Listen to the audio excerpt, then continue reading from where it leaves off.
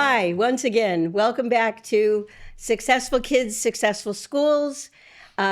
We have been talking about point number one, you got to have successful kids to create successful schools, and they've got to feel successful in the moment, not about future socialization into adults, not about what you're going to be when you grow up, because they think concretely and they don't know what they want to be when they grow up.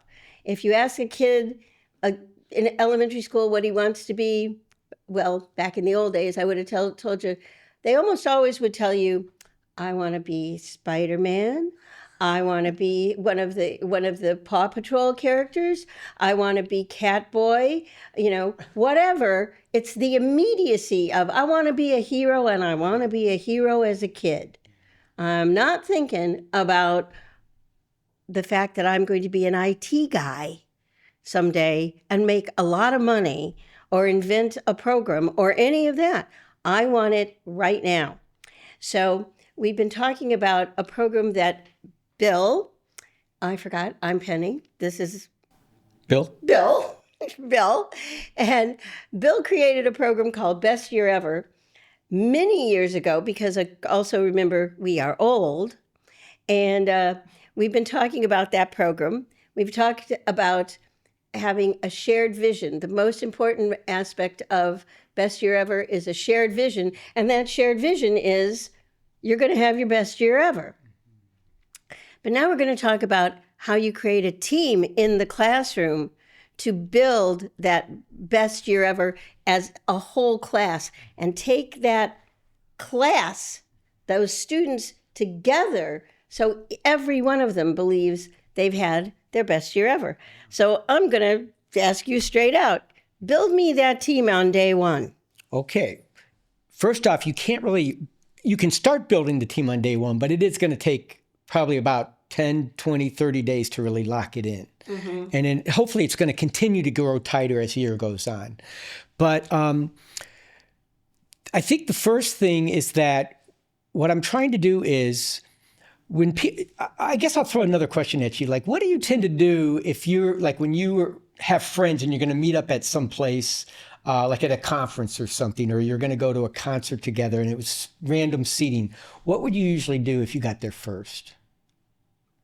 What would I do if I got there first? Yeah, and you're going to meet your friends there. I would, if I had my phone at this point in time. Not your phone, no phone. Okay. I would find a place to plant myself where I could see where I could see them when they came in. Okay. And what if somebody came to sit by you that wasn't your friend? Oh, I'm sorry, but I would say that seat is taken. Okay, so you might save seats in a way. Yeah. Yeah, okay.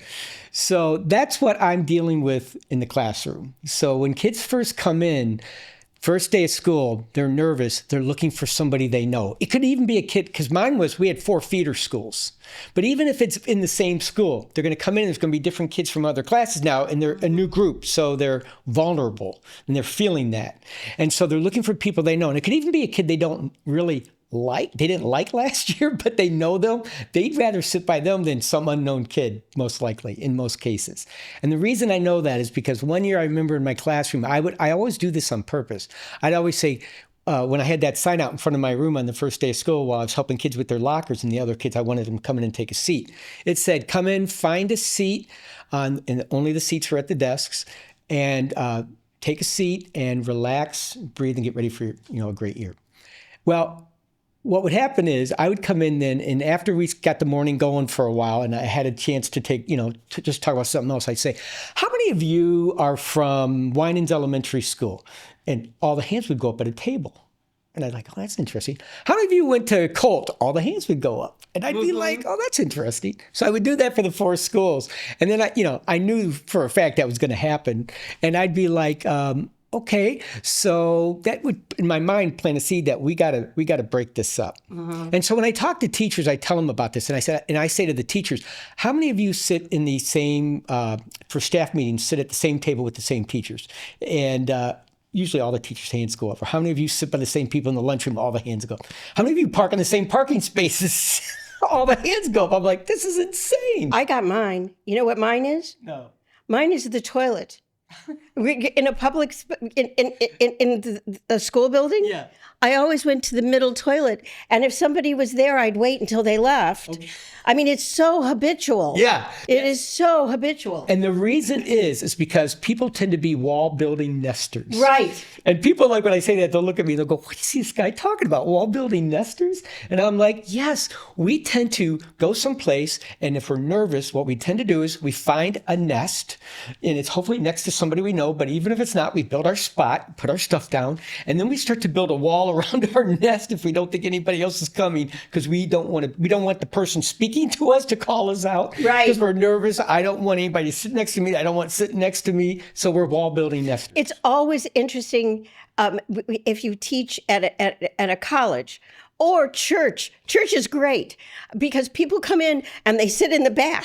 I mean, they fight for the back rows, and then the later you are, the more you have to sit up front. Whether it's school or church, it's like, no, Yes. I'm not going to be seen. I'm sitting back here. That's funny because I say the same thing. I'll say, I used to go, you go to church and somebody's sitting in your seat doesn't have a name Right. on it, but it's your seat. Right.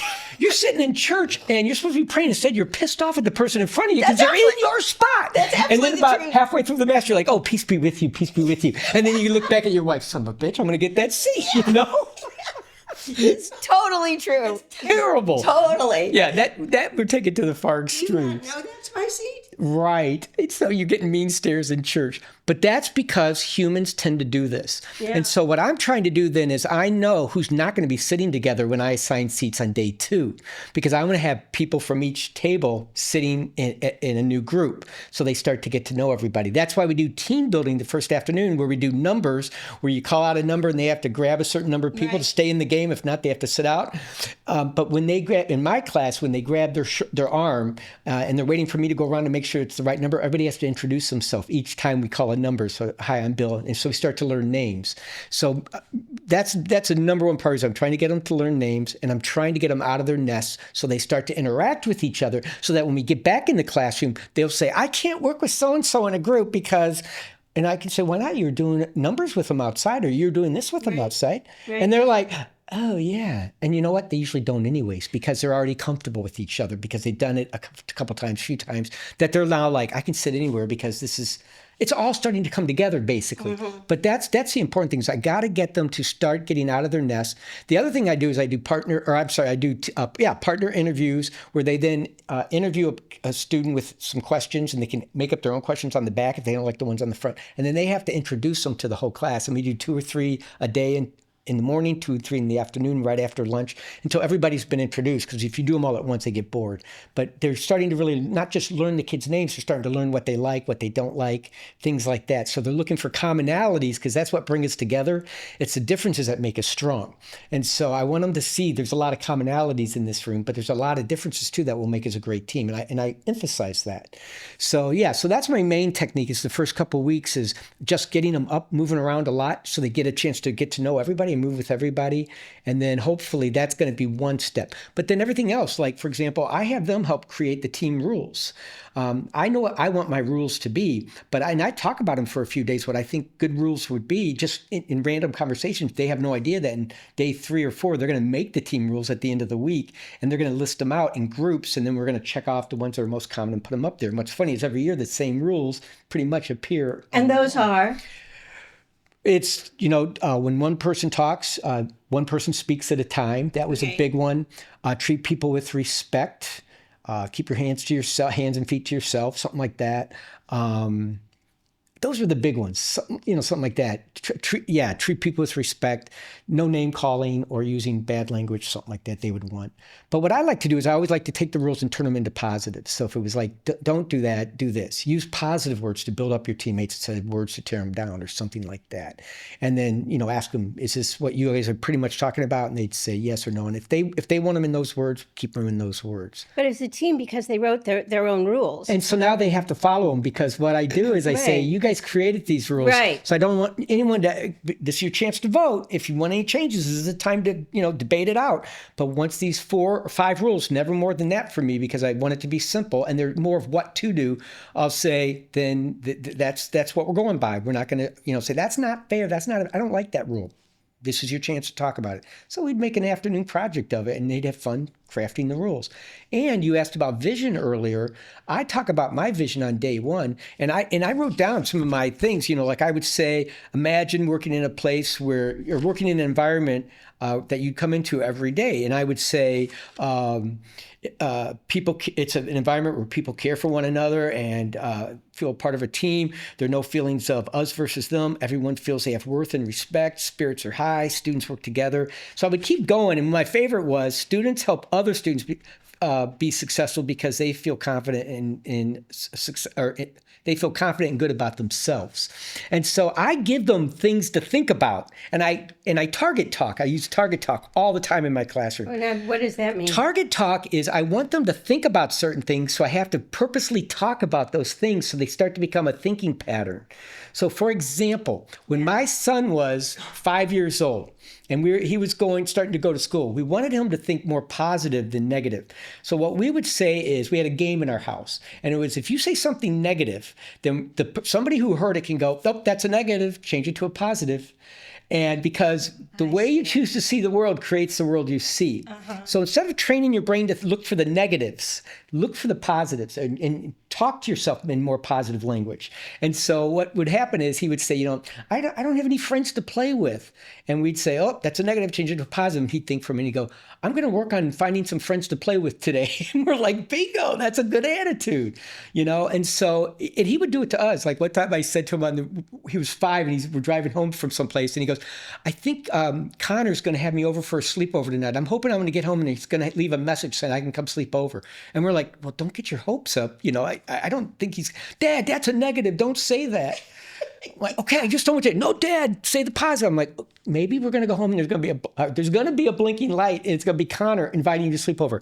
I kid you not. There was. He got invited. I'm like, "Honey, this stuff's powerful." Like, I don't know if that's a coincidence, but it makes you think. But seriously, and that's what I'm trying to do, is I'm trying to get them to talk about things I want them to start repeating back to me. When they start repeating them back to me, I know they're in their minds So it's now. not just about building a team, it's about building a positive team. A positive mindset and a team positive, driven. right, Yeah, that right. drives our team. Yes. Right. So every kid is thinking, how do I say that in a positive way rather than a negative way? So instead of talking to others about what you don't like about somebody, because you wouldn't want that to happen to you, why don't you talk about things you do like? Okay, because this is going to get me to something that has irritated me for years now, Yeah. which is tattling. Yeah. Okay, so back when we went to school, Yeah. when I went to school, there was nothing worse than a kid that tattled, that went to the teacher, Yeah. that told on other kids. Yeah. You never told on another kid. Right. Never. Now they've like drilled it into you. If there's a problem, go to the teacher. If there's a problem, go to the teacher, which makes you, by the way, a tattletale. Yeah. And so I'm like, how do you, because not only are the schools doing it, Right. but parents are always saying, go to an adult. Yeah. Go to an adult. It's not the best solution. It is. And that's a tough one because people are afraid of the school shootings and things like that. If you see something that doesn't seem right, tell somebody or something, that. And That's different. no, I get that. But I think they're so drilled in about worrying about things not being right that they tend to want to tattle more. Personally, I think social media is the bigger risk because they can you can bully anybody on social media, Right. and you don't have to face them. It takes guts to do it to somebody's face, Right. or to even go behind their back and tell the teacher. It takes a little bit of guts because you have to tell the teacher, but she might say, "What are you talking about?" But the point is, you can do it all the time, all day Okay, long. so that makes it even a bigger thing. Yeah. I mean, I have two questions now. Yeah. You're the teacher, Yeah.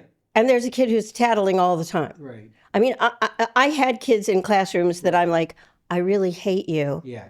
because you are the biggest whining tattletale. Right. As the teacher, what do you do with that kid? Right. So that's where two things I'll do. Number one is I'll pull that kid outside when I get a chance at recess and talk to him one-on-one, or maybe during lunch, I'll say, hey, before you go down, can you come in, come back to the room? I want to talk to you briefly about this, something that I think you might want to hear.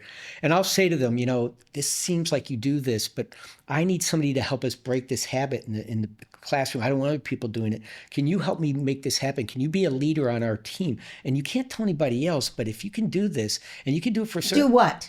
Not tattle. And if you can, okay. Instead of tattling, if you hear somebody saying they're going to tattle, so wait a minute, don't do that, because you don't want somebody tattling on you or telling something bad about you. Now, again, the rules say if it's going to hurt somebody, you do tell. Right. If it's going to hurt yourself, you do tell. That's not tattling. That's saving Protecting. somebody, protecting yourself or somebody else. Absolutely. But if it's something minor, you probably know what's minor. And somehow you want them that other kid to get in trouble. Right. But if you can restrain from, refrain from doing that, then what you can do is earn an incentive point each day. And then if you can get to 10 points, then I will let you be the line leader for the next week or whatever, or something that they want. Got it. And then I'd say, now, you can even go for the bigger one, bank up those points and still get that, but still keep your points being banked if you want to go for 21 days and you want to go to maybe... You ask me to go get something from a fast food restaurant. I'll bring it back to the classroom and we can have lunch together and talk about how that's going.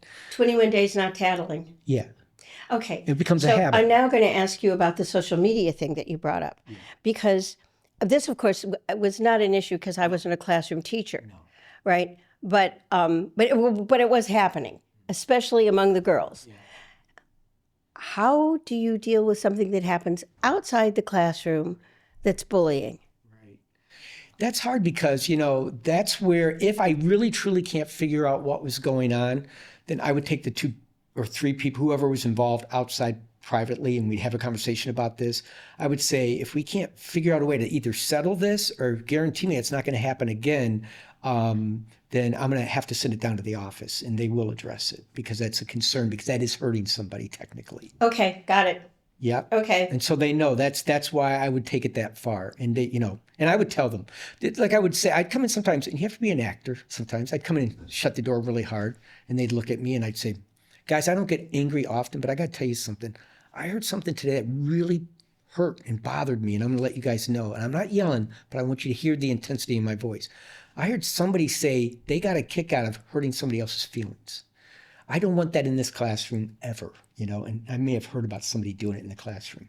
And I want you to know you'll lose a lot of respect for me if you do that, especially if you don't go up and say you're sorry to the person. Everybody makes mistakes, but if you don't do that, then it's just really going to hurt our relationship. And so I just want you to know, certain times I get upset. This is one of the things I get upset about, is when a teammate hurts another teammate, or somebody else who's on the larger team, which is in our school, because we have to look out for each other. So you just have to be, again, you have to be willing to face the hard things, the conversations that some people don't want to have. It doesn't mean you have to yell and scream, but you got to be willing to confront them and say, well, you know what, right now I'm busy, I don't have time for that, because it sends a bad message. I'll tell you a movie everybody should watch, a movie on Netflix. It's like I think it's a 4-part series. It's called Adolescence.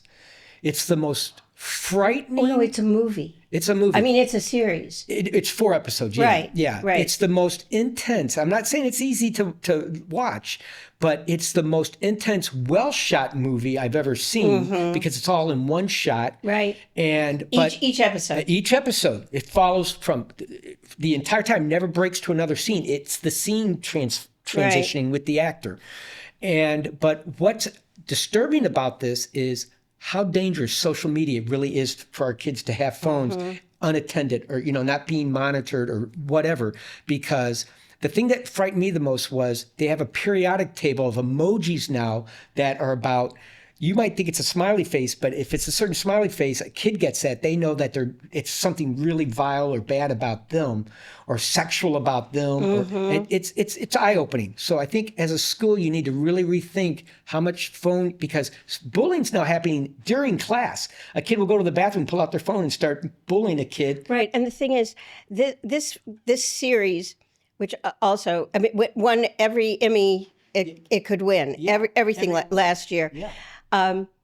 It makes you so aware that adults don't get it. We're not in that world. We don't get what's happening. And these are kids in middle school. Right. And it is terrifying. Right. is. terrifying. It is, but it's accurate. You know, it's not. I don't think it's hyped up. I think it's telling a true story of what could happen. But even if it's not just the main plot of the story, it's still about all the fringe bullying that's going on around them Right. daily. So what becomes really important is that school has got to be a place where there is a belief in community, Yeah. where there's a belief in a team, where there's, I don't care what you call it, Right. but you have to feel not just safe, but a part of. The CDC report I mentioned in an earlier episode. Right, connectedness. It's a sense of connected. I have a sense of belonging with my classmates and the people that adults, not just teachers, adults in the building. It feels like a place I'm welcomed and I'm respected for my wanting to learn and wanting to be who I am. Right. And if you build that team, Right. because the thing is, you can have a shared vision and have everybody be individual. Right. Right, you absolutely can. Yes. You can do it. That's on the diversity equals strong You team. can do it on your own, but Yeah. the importance next is it has to be a shared vision of the team. And that's why what I did was I talk about my vision the first 2 weeks. And then what I do is I say, now guys, we're going to actually put up a poster of our vision. So what do you want it to be now? This is you're the ones making it up. I was just giving us time to think about it. You've been in here 2 weeks. So this isn't rules. This is what do you want to see happening in this room. Is this like a collage? It's going to be on big chart paper. It's going to Okay. be 5 or 6 things that they want our room to be known for, what we're aiming for to hit our best year ever. Because we can look at that every day and go, are we on track to hit our best year ever? That's what I would refer to. I would put it, the final answers would go up there, the ones that they voted on. The way they did that, I have them work in groups. They narrow it down then to, they put their posters up. We look at all the ones and we put checks by the ones that are similar. And then the top 5. And then the top 5 will make it up there. And then we have a discussion. Is everybody okay with that? Do you really? Because I think any of these will help us get our best year ever if we. So I would add, because we haven't used this word, but because we're team. Right. But we haven't talked about collaborating. Yeah. And I feel like, A lot of collaboration in my room. exactly. Yeah. Exactly. Teachers complain about that all the time. We're told what to do by the administration. They don't even ask us. They just tell us what to Right. do. They're angry. Well, they do it in their own classrooms without realizing it, you know? And so even if they're being mandated to do certain things, you can still collaborate all the time. Right. I really feel like that word is neglected. I like that I mean, word. sometimes it's neglected because it's like, what does it mean? Right. But another time, but it is different than a team. Mm-hmm. It is that we are working together to come up with something new. Mm-hmm. And I'm going to talk about, because I'm obsessed with play. Yeah. And the idea of creating a team and using your imagination. Right. So one of the games that I play early on is called Build a Story. Yeah. And it starts out with your partner. I love this. Right? And there's Yep. just 2 of you next to one another. And I go, okay, because back in the old days, Yeah. prior to testing, you taught fiction first. Oh, Right? good. Yeah. But now they don't. Now it's like, because they are pushing for that 4th grade to be able to write Oh, wow. those 5-paragraph essays and be objective, Yeah. That would have killed me in school. Oh my God, expository writing. Well, an aside and to build a story is one of the things that I loved about your classroom is that you read chapter books Every day after lunch for 15 minutes. every day. And that allowed them time to work on their homework or just take a break and And just you listen. read to them. Yeah. Nowadays, Yeah. they put up oh my God, and this makes me so nuts, I cannot tell you. Yeah. They put up on the smartboard Yeah. a clock. And they have to have silent reading for 15 minutes. And the clock goes around, and half the time I'd be watching these kids, and they're not reading, they're watching the clock move around. And I'm like, I'm laughing, but that's not cool. but this, Right. you were 5th grade. I get it. I would have been that kid. Right, but you were 10, you were reading to 10-year-olds, Yeah. but you were reading out loud to them. With and expression, they loved man. it. Make the characters come alive. One of the most important, so that was also, in a sense, a team building Yeah. exercise, Yeah. because they were all committed to this story.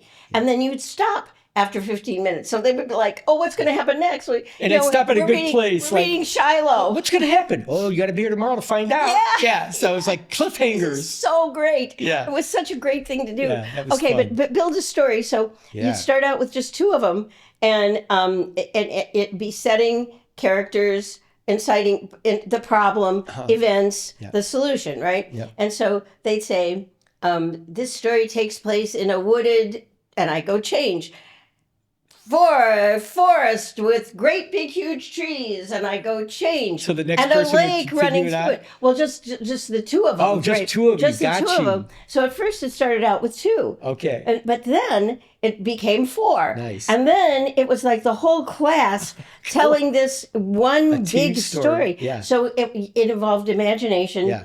and team building, and That's you know, it. and then they'd start out with they're all sitting down, Yeah. right? Yeah. Or two of them would when they were just doing two, and then as the story got more dramatic, Right. what's the problem?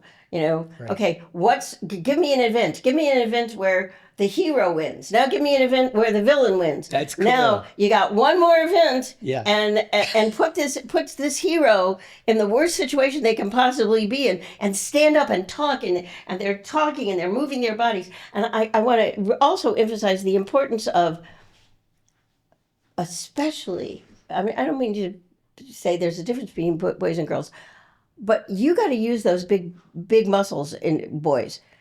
We now have recess once a day at lunchtime, and if it rains, they don't go outside. Some or if schools, it snows. a lot of schools, yeah. But again, when I was a kid, Yeah. we had recess 3 times a day. Get out there, run around. They want them to be kids. Move your bodies. Yeah, and get out and So play. the more you can have them move their bodies in class, because when you think about it, they are glued to their Chromebooks. Yeah.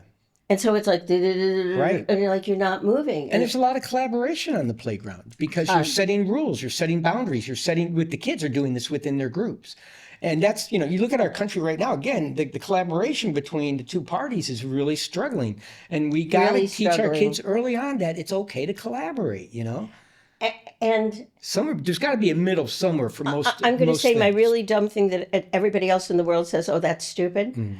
But your computer is trained to be, I mean, your computer is set up as a 1-0. 1-0, either or, either yeah. or. You make this choice, it'll take you here. Yeah. You make that choice, it'll take you there.